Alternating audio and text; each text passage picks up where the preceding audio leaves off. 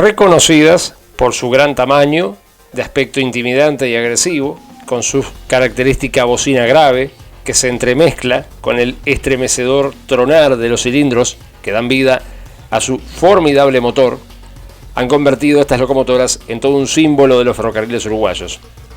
Para muchos es la locomotora más hermosa, más característica y simbólica de la historia de AFE, y por supuesto, la más noble y formidable locomotora diésel con la que contaron los ferrocarriles uruguayos, capaz de operar bajo cualquier tipo de circunstancia.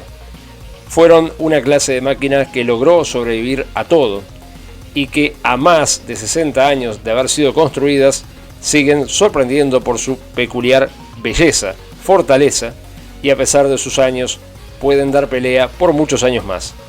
Pero para contar su historia hay que remontarse a un pasado lejano donde el vapor y las locomotoras inglesas reinaban sobre el suelo uruguayo. La siguiente es la historia de las 1500.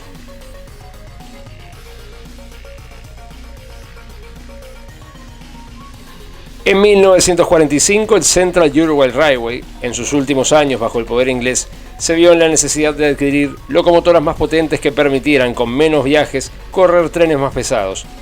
Fue así que el ingeniero Paul C. Dewhurst, quien fuera el ingeniero mecánico en jefe de la empresa, ideó un complejo proyecto de modernización de las locomotoras existentes en el parque, además de que se estudió la posibilidad de adquirir locomotoras a vapor del tipo Decapod, rodado 210 para suplir las necesidades de correr trenes más pesados aún, llegando incluso a dejarse vacantes los números 152 a 155, donde serían colocadas las 4 nuevas locomotoras.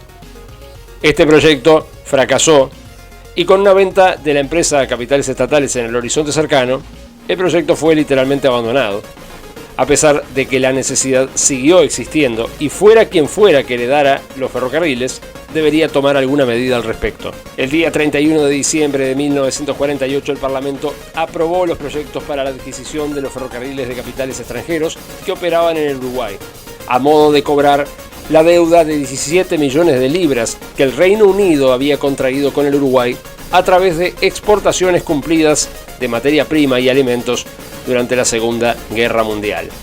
El día 31 de enero de 1949 la nacionalización se consumó y los ferrocarriles británicos pasaron a manos del Estado uruguayo.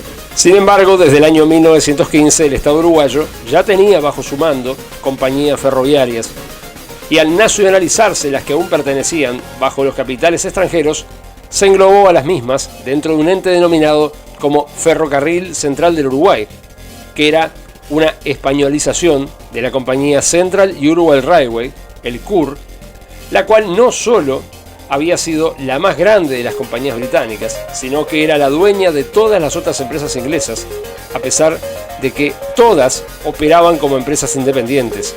Mientras que por otra parte, las empresas que ya eran estatales antes de la nacionalización de 1959 continuaron nucleadas en los ferrocarriles y tranvías del Estado, AFTE, existiendo desde ese entonces 2 administraciones ferroviarias estatales. La nacionalización de los ferrocarriles no fue un caso aislado, siendo también nacionalizados los tranvías eléctricos, la empresa de aguas corrientes y demás, conservando solamente el dominio inglés la empresa de la compañía del gas, la única que era rentable en esa época, hasta la década de 1970. En esta etapa de transición aún seguía existiendo la necesidad de contar con locomotoras más potentes, expresándose claramente en la memoria la necesidad heredada de la época de los ingleses de implementar locomotoras a vapor de gran porte. Por ende, el Ferrocarril Central decide realizar un llamado a licitación pública para la fabricación de 5 locomotoras del tipo Decapod, rodado 210. En el año 1949, además, había realizado una prueba comparativa de 2 locomotoras de maniobras del Ferrocarril Central y las recientemente adquiridas 2 nuevas locomotoras diésel eléctricas de la Administración Nacional de Puertos. El resultado de la prueba se expresó de la siguiente forma. Se permitió demostrar, sin lugar a dudas, la certeza de poder amortizar un elemento tal en un plazo de 4 años únicamente en base al ahorro de combustible. Así se daría el puntapié para lo que se conocería como la era de la dieselización del sistema ferroviario uruguayo, el que buscaba relegar a un segundo plano y posteriormente la erradicación por completo de la tracción a vapor. Con una dieselización en el horizonte, y tal vez por ya tener un acuerdo firmado, y como era de costumbre del Estado uruguayo, se buscaba casi siempre evitar caer dentro de lo posible en adquirir el material en Inglaterra. Existieron excepciones a esta regla, pero en el caso de estas locomotoras la fabricación le terminó siendo encargada a la empresa alemana Henschel & Sohn, ubicada en Kassel, Alemania. Serían las últimas 5 locomotoras a vapor que los ferrocarriles uruguayos comprarían en su historia. Las nuevas locomotoras arribaron finalmente al país en diciembre de 1950, lo que generó una gran expectativa y se llevó incluso varios registros gráficos al momento del arribo de las mismas al puerto de Montevideo. Estas máquinas fueron asignadas a los pesados trenes de la piedra, los que eran encargados de correr entre la cantera de Verdún en el departamento de La Valleja y tenían como destino la fábrica de cemento Portland de la compañía CUP, Compañía Uruguaya de Cemento Portland, ubicada en el kilómetro 7 en el barrio de Sayago. Estos trenes se cargaban con piedra y estaban compuestos de formaciones de entre 25 y 28 vagones para piedra, con un peso aproximado de 30 toneladas cada uno de los vagones. A pesar de la compra de estas nuevas locomotoras, en el horizonte la dieselización del sistema era una realidad. Ya se había demostrado que tanto la Administración Nacional de Puertos como la Administración Nacional de Combustibles, Alcoholes y Portland, la ANCAP, tenían buenos resultados con el material ferroviario diésel recientemente adquirido. Es por eso que para el año 1951, el ahora nacionalizado Ferrocarril Central, y luego de un pedido oficial realizado en 1950, antes incluso de la llegada de las últimas locomotoras a vapor al país, son adquiridas las 6 primeras locomotoras diésel para línea principal. 3 de ellas eran de línea principal fabricadas por la American Locomotive Company de la ciudad de Schenectady en Nueva York, empresa conocida popularmente como la ALCO. El modelo de las máquinas era el RSC-3, capaces de desarrollar 1.600 caballos de fuerza, y además habían llegado junto a otras 3 locomotoras más pequeñas, construidas también en Estados Unidos, pero en este caso por General Electric, en la ciudad de Erie, estado de Pensilvania, para los servicios de maniobras. El modelo de estas otras 3 máquinas era el 44 ton. Comprobado que tal vez estas locomotoras diésel de línea principal eran demasiado pesadas para las vías uruguayas y presentaban problemas al arranque de trenes pesados, se llegó a la conclusión de que las otras 47 locomotoras de línea principal que se pensaban adquirir debían ser diseñadas con estándares más adecuados a nuestras vías. Se había optado entonces por mejorar las optimizaciones, evitando tener tantas restricciones, y que fueran máquinas fabricadas pensando exclusivamente en el uso del sistema ferroviario uruguayo, contando aquí entonces con 2 cabinas, 3 ejes tractivos, a diferencia de las 1600 que tenían solamente 2 ejes tractivos por bogie, y sobre todo que fueran más livianas para hacerlas más aptas y no tan restringida su operativa en las vías uruguayas. En el mundo de las locomotoras diésel, hablar hoy día de la firma General Electric es sinónimo de nombrar a una de las más grandes mega empresas que desde hace décadas es líder indiscutido en tecnología de tracción eléctrica, entre varios otros rubros donde también lidera. Si bien la producción de las locomotoras General Electric comenzó con locomotoras diésel muy rústicas de aspecto, pero de excelentes rendimientos, no demorarían mucho en darse cuenta que el futuro estaba principalmente en los vehículos con motores a combustión, ya que no todos los ferrocarriles del mundo contaban con las posibilidades de adquirir locomotoras que fueran 100% eléctricas. Fue en los últimos años de la década del 30 que General Electric comenzó a explorar los híbridos diésel eléctricos por su cuenta, enfocando sus esfuerzos en pequeños tractores de maniobras. Estos tractores fueron pensados para uso industrial, por lo que alternativamente se vendieron a compañías del exterior para uso privado industrial, aunque a veces también iban a parar algún ferrocarril público. Desde sus inicios en todo el mundo, las locomotoras eléctricas de General Electric se hicieron famosas por su eficiencia y sus cabinas cuadradas por donde se las mirara, las que recibieron justamente el nombre de box cabs. cabinas caja. Mientras en el mercado doméstico norteamericano, General Electric y Alco competían asociadas frente a General Motors por quedarse con la mayor parte del mercado interno, por su parte y de forma silenciosa, General Electric fijó su mirada en todo el resto del mundo, observando a potenciales clientes que podían necesitar de sus productos. El objetivo era ofrecer locomotoras de mayor porte, aptas para la línea principal. Con respecto a los locotractores, lo único que General Electric no fabricaba de los mismos era el motor diésel. Este se encargaba a un especialista que proveyera una planta motriz acorde a las especificaciones requeridas por General Electric, que podía ser Cummins o Caterpillar. Eran los principales proveedores en ese caso, pero a veces se recurría a otros, y en esa época era fácil elegir, ya que la industria americana estaba plagada de fabricantes de motores para tractores y similares. A la hora de expandirse, General Electric tenía a mano a su socia, la American Locomotive Company, la Alco, que también era fabricante de motores preparados para uso ferroviario.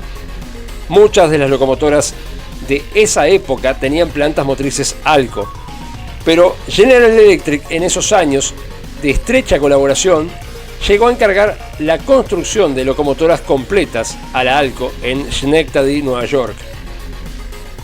El nuevo diseño que GE presentó para locomotoras de línea de exportación era una locomotora de formas sencillas, sin pasillos, sin balcones, casi una caja, excepto por la particular caída oblicua y de perfil curvo en el frente, que le dio automáticamente el nombre que las haría famosas, conocidas de aquí en más como shovel nose, que significaba nariz de pala. Dependiendo del requerimiento del cliente, se las podía fabricar con una o con dos cabinas, una por extremo. La supuesta razón para la producción de locomotoras tan extrañas para lo que era el mercado americano, de parte de GE, posiblemente fuera una especie de estado evaluatorio por parte de la empresa, buscando un estándar para lanzar un modelo definitivo. Algo así como un gran ensayo de diseños con el objetivo de conseguir una orientación clara de qué vender. Pero mientras esto ocurría, su competidora más poderosa, General Motors, sacaba al mercado las temidas locomotoras G8 y G12 del diseño del tipo Road Switcher, las que literalmente arrasarían el mercado mundial y dejarían sentadas las bases de qué estilo de locomotoras se apuntaría de ahí al futuro, dejando como artículo de museo a modelos de locomotoras con pasillos interiores, como lo eran las locomotoras Jovel Noise, las cuales no durarían mucho en producción.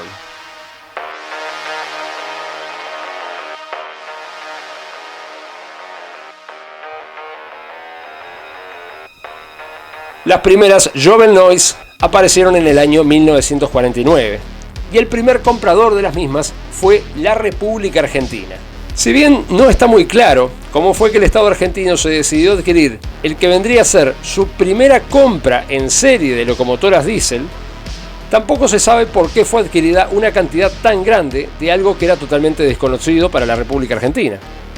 El pedido argentino a General Electric consistió en 70 locomotoras del diseño Jovel Noise de cabina simple para línea principal.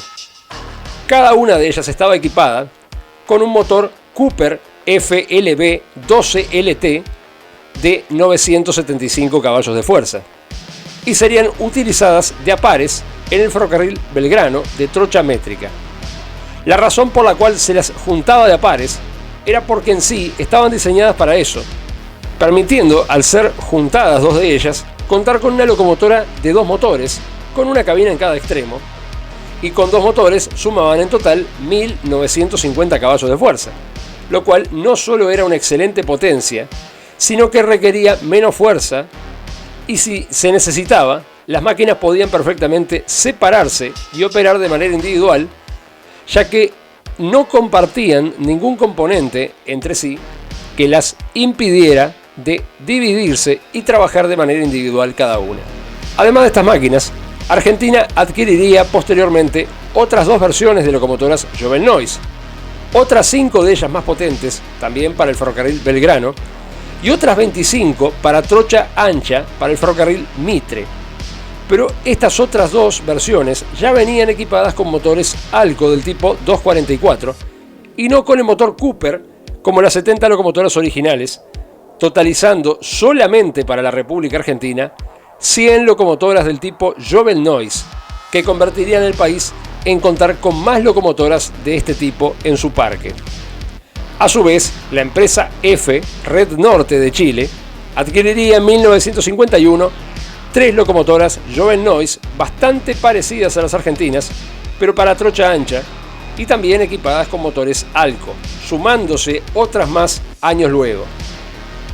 Es por eso que con estos antecedentes en la región, no es difícil entender cómo fue que se influenció en cierta forma al gobierno uruguayo a adoptar el mismo modelo, pero con algunos cambios significativos, para poder ser adaptado a las necesidades uruguayas.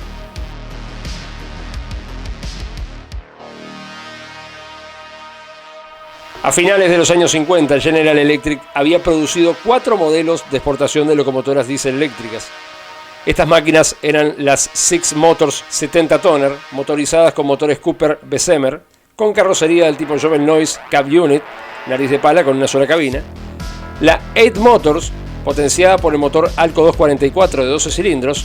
La tipo Road Switcher y la Alco Joven Noise, potenciadas también con el motor Alco 244.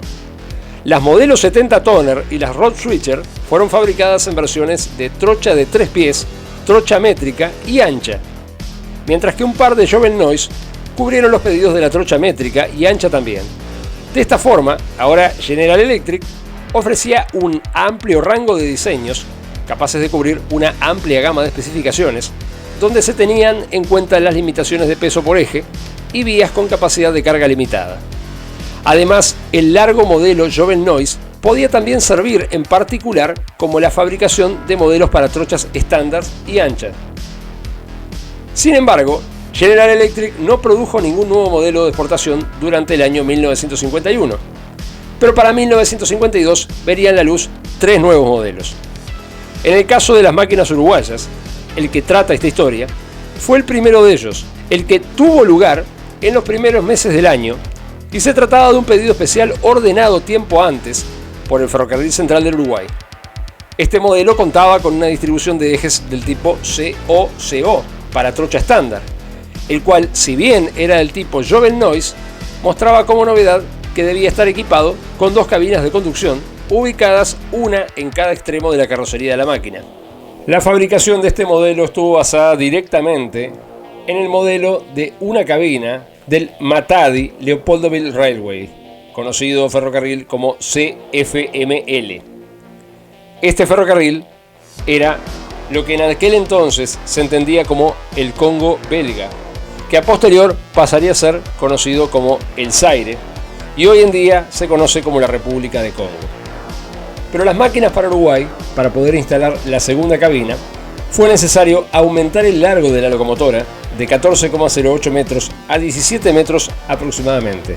El compartimento trasero, con el que contaba la versión del CFML, quedó comprendido dentro de la segunda cabina y por ende, el radiador, que comúnmente se encontraba opuesto a la cabina de conducción, quedó instalado detrás del segundo puesto de comandos, además de la diferencia de distancias en el bogie del eje extremo, que quedó instalado aproximadamente 1 metro más atrás que en los modelos de cabina simple. Se podría decir que este modelo, a pesar de las diferencias exteriores, la mecánica era básicamente la misma que las máquinas de Uruguay. El motor sería el Alco 244D de 1400 caballos de fuerza. Los comandos se encontraban ubicados a la derecha, al igual que en las CFML, mientras que los componentes eléctricos eran estándar de las locomotoras que fabricaba General Electric, y los 6 motores de tracción con los que contarían serían del modelo General Electric 731, estimándose que no se habría optado por el modelo General Electric 752, ya que estos eran más pesados y las máquinas no debían superar las especificaciones de peso ordenadas por los ferrocarriles uruguayos, ya que de otra forma presentarían los mismos problemas que las RSC-3. A pesar de las grandes similitudes, se enumeraban también unas cuantas diferencias para adaptar el producto al sistema ferroviario uruguayo. El modelo no contaba con sistema de freno accionado por aire comprimido, por lo que en su lugar le había sido instalado un sistema a vacío, mientras que tampoco contaban con sistema de unidad múltiple, a pesar de que estaban preparadas para trabajar a varias unidades. Y los sistemas de freno podían trabajar en conjunto, no así los comandos. Es bueno destacar esto porque comúnmente se tiende a creer que las locomotoras uruguayas fueron diseñadas basándose en los modelos construidos para Argentina, en la locomotora de 65 ton para el ferrocarril Urquiza. Y en realidad, las 47 locomotoras uruguayas están basadas en el modelo del Matadi Leopoldville Railway, que eran las famosas 1500 de El Congo. La locomotora fue concebida bajo la denominación 112 ton. La carrocería carecía de pasillos exteriores y se accedía al motor por dos pasillos interiores en la sala de máquinas. En ambos extremos contaba con las cabinas, las cuales desde la parte superior hasta el miniñaque presentaban una inclinación de aproximadamente 20 grados hacia adelante, que era acompañada por una curvatura de lado a lado, haciendo que ambos frentes mantuvieran un leve bombeo. Los bogies de las máquinas fueron modelo E721, de 3 motores de tracción sobre cada uno. Si bien básicamente descendían de los utilizados en las máquinas del CFML, mostraban claras diferencias. Estaban compuestos por planchuelas soldadas y no de fundición, como en el caso de las CFML, y también de las MRS1, número 1611 y 1612, que existirían en Uruguay muchísimos años después, lo que se podría dilucidar como un diseño más avanzado y fiable, al no ser de una estructura rígida simple. En cuanto al bastidor de las máquinas, el mismo estaba formado por un doble piso, consiguiendo así un habitáculo intermedio que servía como cámara de aire. En cada extremo de la sala de máquinas estaban instalados 2 ventiladores, uno por extremo, ya que cumplían la función de refrigerar los motores de tracción, a la vez de evitar que le entrase basura e impurezas al interior de los mismos. En una primera instancia, General Electric construyó en su planta de Schenectady, el estado de Nueva York, un total de 20 unidades del modelo que se terminó conociendo bajo el nombre de 112 ton, lo que hacía referencia a 112 toneladas cortas, algo que en Uruguay se traduce como 101,6 toneladas, 102 toneladas redondeando. Los números de fábrica de las locomotoras fueron desde el número 30.925 hasta el 30.944, las cuales serían numeradas por el Ferrocarril Central del Uruguay desde la número 1501 hasta la 1520. El día 25 de abril de 1952 se realizó en la fábrica de Schenectady en Nueva York a la locomotora número de fábrica 30.925, que sería la 1505 en Uruguay, una prueba de funcionamiento a modo de evaluar su desempeño. El resultado de la prueba fue por demás satisfactorio. Se desconoce si las otras locomotoras fueron sometidas a la misma prueba, pero se estima que sí. Al ser enviadas a Montevideo, las locomotoras viajaban en la bodega del barco, siendo preparadas especialmente para la odisea. Se le tapaban todos los orificios, como ser radiadores, ventanillas de la sala de máquinas, escapes, etc., con placas de madera. También los vidrios eran cubiertos con estos materiales para evitar rupturas durante la travesía oceánica. Los bogies no iban puestos en las máquinas, y a lo largo de toda la carrocería, a la altura de los tanques de combustible, un bastidor de hierro mantenía presionado el chasis a unos grandes tacos de madera. Este bastidor servía como apoyo para las locomotoras, al no tener los bogies puestos, por lo tanto, evitar así que fueran las propias carrocerías las que se apoyaran sobre la bodega del barco.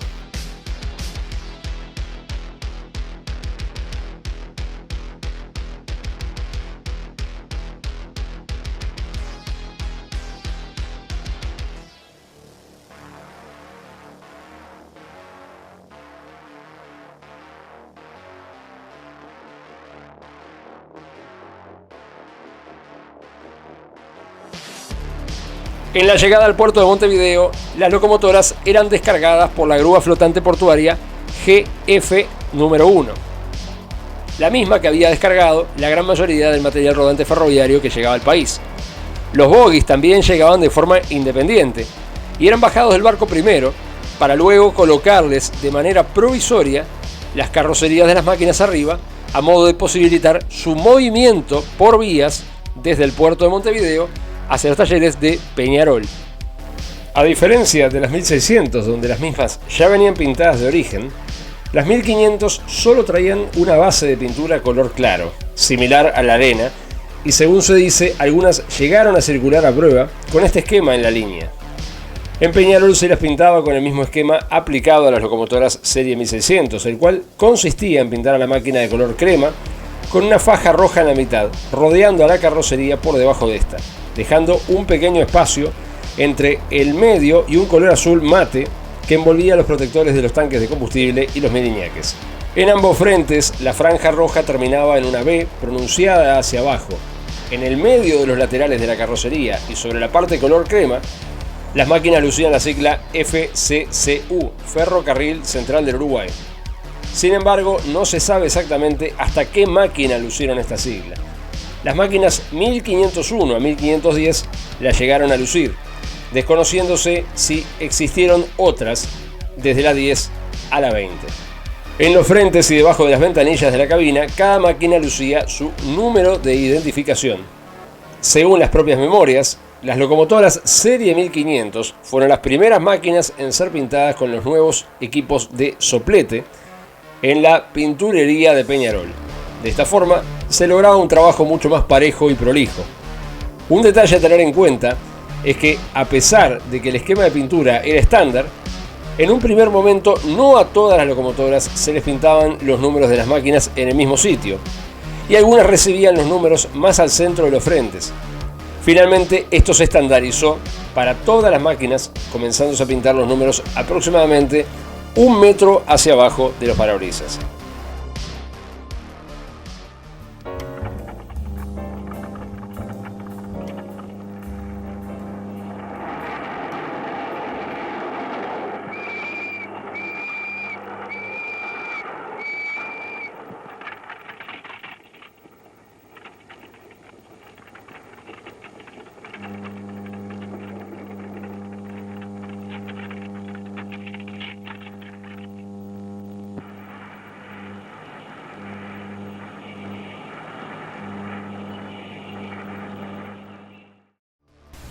El día 19 de septiembre de 1952 nace AFE, la Administración de Ferrocarriles del Estado. Luego de ser fusionados, el Ferrocarril Central del Uruguay, el que se había encargado de todas las empresas ferroviarias de capitales ingleses nacionalizadas, en una sola, con los ferrocarriles y tranvías del Estado, ente que había fusionado a las empresas ferroviarias de capitales estatales, formando entre las dos un solo ente de carácter ferroviario que nucleara a las empresas estatales y a las empresas inglesas nacionalizadas en una sola empresa. Todas las máquinas diésel que habían llegado antes de la creación de AFE y les había sido pintada la sigla FCCU tuvieron que ser cambiadas por la nueva sigla que era AFE, manteniéndose intacto el resto del esquema. En 1954 eran terminadas de construir, por parte de General Electric, las otras 27 locomotoras que totalizarían, junto a las 3 Alco RSC-3 de 1951, las serie 1600, en total, sumando estas y las 27 máquinas restantes, daba una suma de 50 locomotoras diésel de línea principal, 47 de la serie 1500 y 3 de la serie 1600.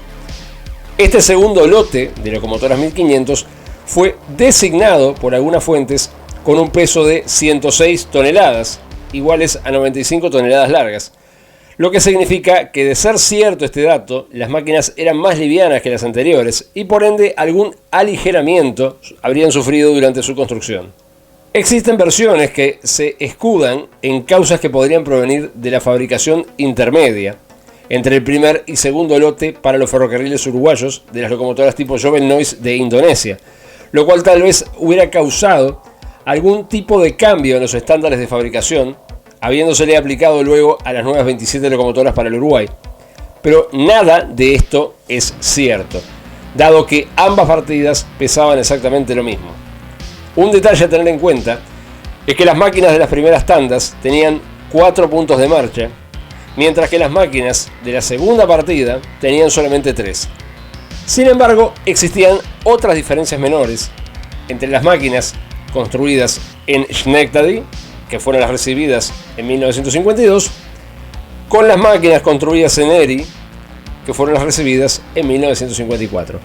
Las locomotoras de la segunda partida venían equipadas con tacómetro, que era el registrador de velocidad, y la varilla del nivel de gasoil. Las segundas las tenían ubicadas entre el motor y el generador principal, mientras que las máquinas construidas en Nueva York las tenían incluida junto al compresor. Por último, las máquinas de la segunda partida contaban también con un grifo en la válvula distribuidora de freno para la anulación del mismo. Los números de fábrica de las 27 nuevas locomotoras fueron desde el 32.150 hasta el 32.176. Serían numeradas ahora por el nuevo ente AFE desde la número 1521 a la número 1547, completando así la serie.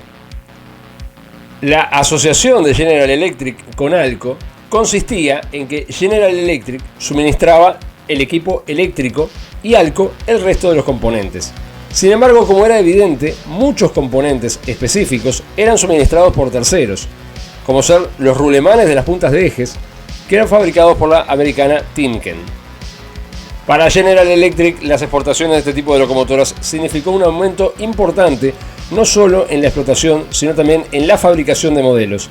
Y según se dice, fue la creación de la misma máquina Jovernoise para Uruguay, Argentina, Chile y demás, lo que marcó el comienzo del proceso de cancelación por parte de General Electric de la asociación con la ALCO, a no sentirse la primera empresa del todo conforme con lo que producía la American Locomotive Company.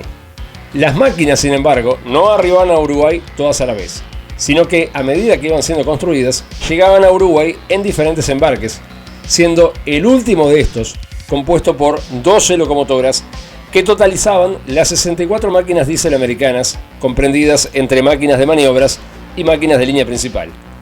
Este último embarque llegó a bordo del barco Mormac Cycle de la compañía americana Mormac Cormac Lines, que era una naviera especialista en el transporte de grandes maquinarias.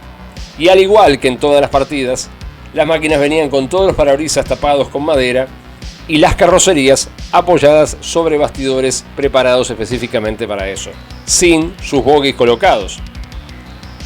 La última de las locomotoras 1500 que bajó del barco lucía en los laterales dos banderas con las letras negras que decían General Electric, y la otra bandera expresaba las últimas de 64 locomotoras que convertirán al sistema ferroviario uruguayo en el más dieselizado del mundo, General Electric Sociedad Anónima.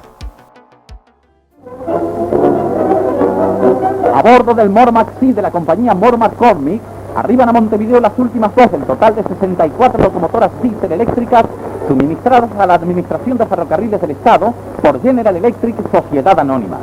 50 de estas máquinas son para vía principal y cada una representa un ahorro de 100.000 pesos al año, y con ellas el de nuestro país pasa a ser el servicio ferroviario más dieselizado del mundo.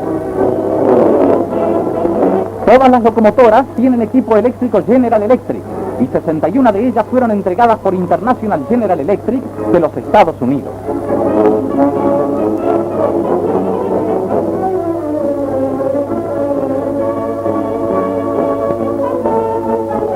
Celebrando el acontecimiento, se origina a bordo del Mormac C una cordial reunión a la que asisten autoridades del ferrocarril y el presidente de General Electric en el Uruguay, señor Elena, así como directores y altos funcionarios de ambas entidades.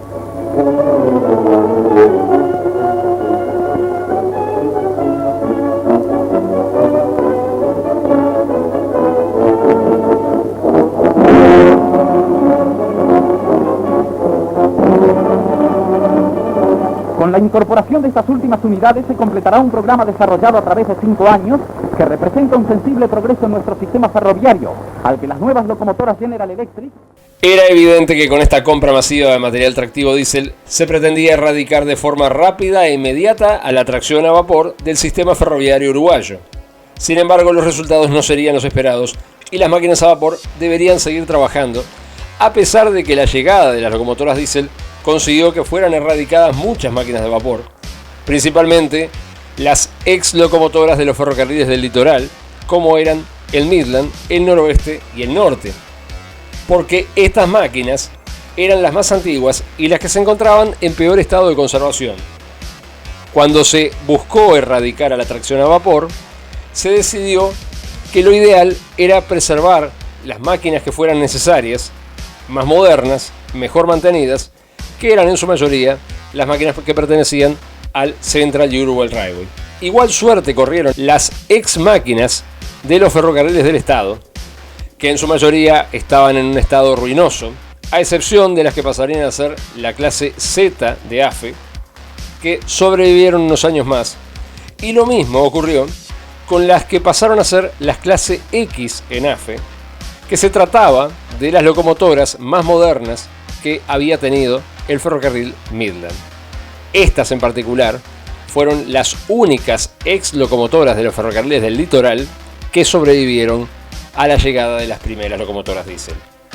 Lamentablemente el factor peso fue siempre un punto en contra de las 1500, lo cual las imposibilitaba de ingresar a gran parte de la red, tomando en cuenta que esta tenía aún vías sumamente precarias para bajos pesos por eje, había mucha distancia entre los durmientes y además de que no todos los puentes soportaban el peso de la máquina. Su ingreso, por ejemplo, al puerto de Montevideo también estaba prohibido. Después, con los años, esto se corrigió, pero en una época primitiva, las 1500 tenían totalmente prohibido el acceso al puerto de Montevideo. En la línea principal, estas máquinas grandes podían llegar a Rivera y cruzar a Livramento, en Brasil, ingresar a toda la línea al este, hasta Rocha, pero tenían terminantemente prohibido viajar a La Paloma, y llegar hasta Malabrigo en el caso de la línea de los ferrocarriles del oeste, pero tenían prohibido continuar más al nordeste. Sí podían llegar a Mercedes, pero tampoco se les permitía ingresar al ramal a Paysandú y todo lo que era el litoral, que comunicaba con Salto, con Artigas, Bella Unión, Baltasar Brum, Cuarem, etc. Sin embargo, no estaban tan restringidas como las 1600, pero no solo era el peso de la locomotora lo que influía. Las 1500 estaban autorizadas a remolcar trenes de hasta 700 toneladas y el problema de peso en vías antiguas de bajo peso por eje comprendía todo el peso del convoy.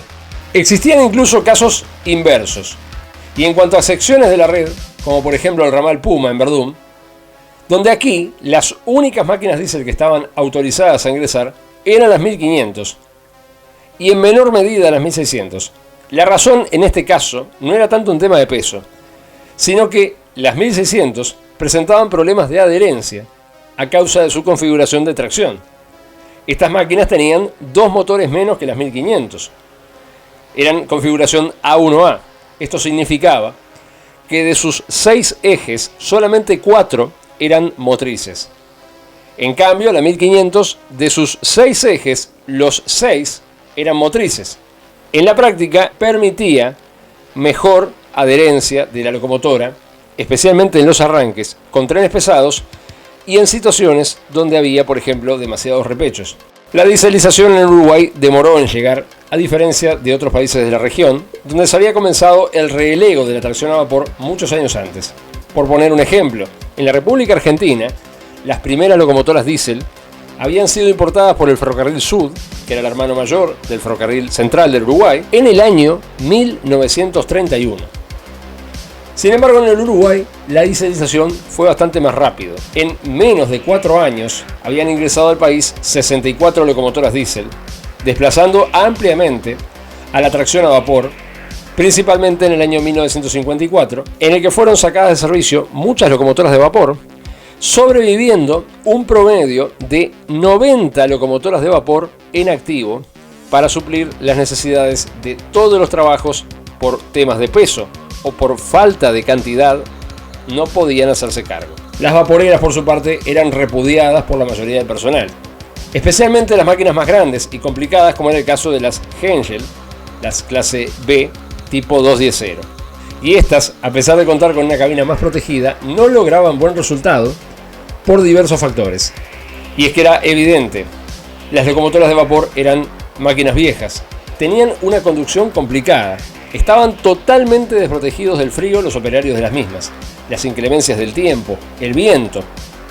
Pasar de eso a conducir una segura y cómoda locomotora diésel, donde se la manejaba sentado, las que contaban incluso con calefacción en las cabinas y ventiladores para los días de calor, era lógicamente una gran evolución. Esta también fue la razón para el notorio uso que se les dio desde un primer momento a las máquinas diésel de línea principal. Y esto, a la larga, traería consecuencias negativas. Al poco tiempo de entrar en servicio las 1500, recibieron su primera modificación, la cual residió en una adaptación de los bogies y el chasis, la que abarcaba la soldadura de una barra estabilizadora compuesta por 2 roldanas y una barra con muesca. La razón para realizar esta adaptación se daba cuando las máquinas tomaban curvas, ya que los bogies al salir de la curva generaban vibraciones importantes. Con estas planchuelas se reducían las sacudidas drásticamente. De todas maneras, los primeros problemas de las locomotoras diésel no demorarían en aparecer. Y según datos no oficiales, la primera locomotora 1500 en sufrir un problema grave y salir de servicio habría sido la 1504, la que averió su motor diésel, siendo la primera en ingresar a talleres. La avería habría sido causada por el mal estado de las vías por donde estaban circulando, lo que habría repercutido en el motor, posiblemente por golpes o tal vez por andar demasiado despacio. Justamente ligado al tema de los mantenimientos, el mantenimiento de estas máquinas comprendía ciertas precauciones y cuidados que era necesario cumplir a modo de evitar daños y perjuicios de importancia en las máquinas. En las remesas, por ejemplo, estaba prohibido limpiarle los motores y componentes con estopas o trapos, para evitar que si el motor estaba encendido, absorbiera pedazos o impurezas de los mismos, y estos provocaran incendios a posterior. Por tal razón, se utilizaban trapos con rejilla, lo que comúnmente se conoce como el típico trapo de piso, para limpiar los componentes. En una ocasión, un maquinista se incendió por ser limpiado el motor con un trapo y tomar fuego. Para evitar que en las noches frías las máquinas congelaran el aceite al estar apagadas, se pedía que le fueran colocadas las debidas protecciones a todas las aberturas que comunicaban con el exterior, incluso en los caños de escape, ya que estos podían causar daños en los radiadores al momento de encender la locomotora. Otro dato curioso es que desde el día 25 de octubre de 1954 se obligó a todos los maquinistas a detener los motores de todas las locomotoras diésel cuando éstas se encontraran debajo de la claraboya de la estación central, pidiendo solo volver a encenderlos 5 minutos antes de la hora de partida, a modo de evitar ruidos y vapores molestos. En abril de 1955 se le adaptó a la máquina 1541 de forma experimental un nuevo sistema de detección de patinamiento, el cual se jactaba de ser más efectivo que el instalado en las demás locomotoras.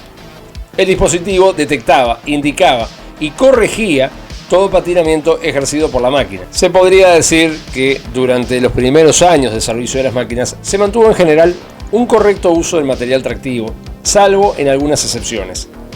Solo que la fortaleza de las 1500 no pudo hacer frente al desastre completo que era el sistema ferroviario nacional, que poco a poco se fue deteriorando luego de ser nacionalizada la empresa, a causa de las incertidumbres, de la falta de recursos, de la falta de inversiones y de un sinfín de elementos burocráticos que de forma moderada fueron llevando a la empresa hacia el desastre. En el caso de las locomotoras, las mismas llegaron con repuestos suficientes para varios años, pero el avance del tiempo logró que los mismos comenzaran a escasear, y muchas veces el uso incorrecto de los equipos, por falta de información en muchos casos, malas políticas y otros factores fueron causando que desde finales de los años 50 en adelante se perdiera de a poco la prolijidad, el orden, y como contrapartida se formó el consecuente caos, el que terminó arrasando consigo a todas las dependencias de AFE.